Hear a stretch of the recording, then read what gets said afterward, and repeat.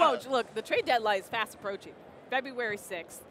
Let's first talk about, some of these guys that we're going to see tonight. Are there any discussions around, say, Drew Holiday or for the Spurs, Marcus Aldridge and DeMar DeRozan? Well, let's start on the Pelicans side because that's a little bit easier right now.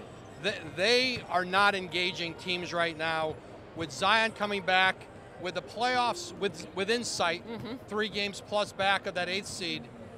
They want to see what this team looks like with Zion. When they put it together in the summer, David Griffin, I think he thought they had a team that could compete for the postseason. It says something about how different the West is, that you could lose 13 straight games in the Western Conference and still think you have a chance at the playoffs. But this isn't one of those years where you need 47, 48 wins for the 8th seed. So there are a lot of teams who would love to get Drew Holiday. There's tremendous interest in him. I know one team who called the other day about him. They were told, hey, we've got 8 games until the trade deadline. We want to see what we are. And Holiday has multiple years left on his deal. There's no reason or rush to have to move him.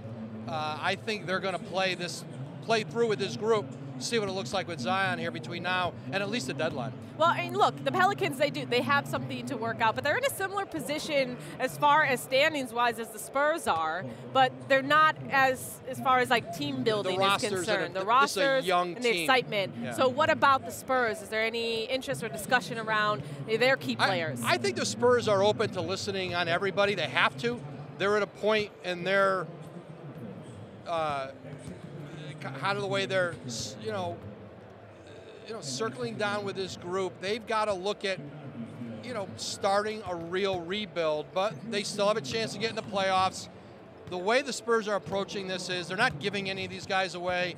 If somebody comes at them, they could get a really good first-round pick or more than just, a late first or a first that turns into 2 seconds.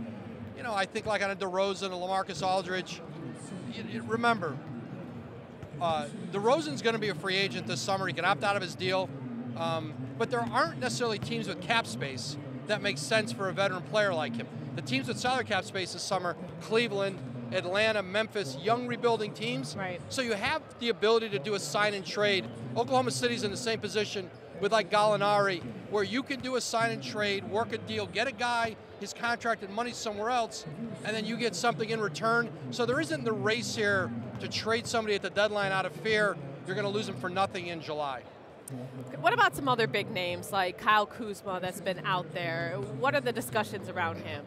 Kuzma's really hard to trade for this reason. He only makes $2 million a year. He's on his rookie contract. And so to trade for, you would assume if you're trading Kuzma, you're trading for an established veteran player because the Lakers are in a win now mode. Well, what does that player make? 12 million, 15 million, 18 million? Now you've got to stack contracts up to make it work. How much of your depth are you going to trade with Kyle Kuzma to make a deal work? So I think for any Kuzma potential deal, it complicates it because he just doesn't make enough salary yet. So I think that makes any Kuzma deal really hard to make. Not impossible, but harder. Thanks for watching ESPN on YouTube. For more sports highlights and analysis, be sure to download the ESPN app. And for live streaming sports and premium content, subscribe to ESPN+.